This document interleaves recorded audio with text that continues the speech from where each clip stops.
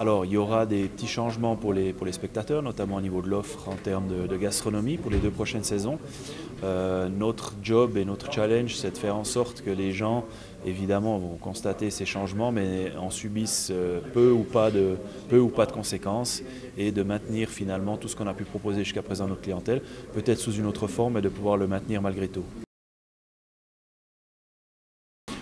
Bien, les changements, comme je l'ai dit, ce sera principalement sur les parties qui sont liées à la gastronomie, puisque, vous l'avez constaté, hein, la majorité des éléments qui étaient à l'extérieur de la patinoire ont été démontés, et les éléments qui restent vont être réaffectés certainement, vont être réaffectés pour d'autres usages, notamment un ancien restaurant qui va être transformé en billetterie et fan shop.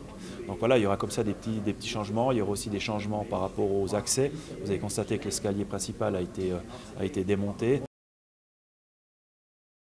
La première nouvelle positive, c'est effectivement l'opération d'augmentation du capital action, où on a atteint 94,2% de l'objectif, donc c'est quelque chose qui est à qualifier comme un succès.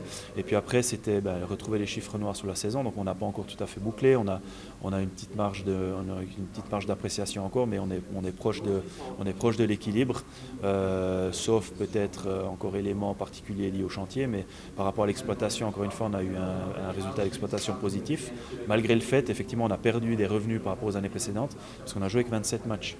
Donc l'an dernier c'était 39, donc c'était énorme, avec la Champions League notamment. Donc voilà, on a joué 27 matchs, c'est toujours mieux de jouer des matchs de play-off évidemment que des matchs de play-out, mais par contre sur les revenus ça a quand même un impact.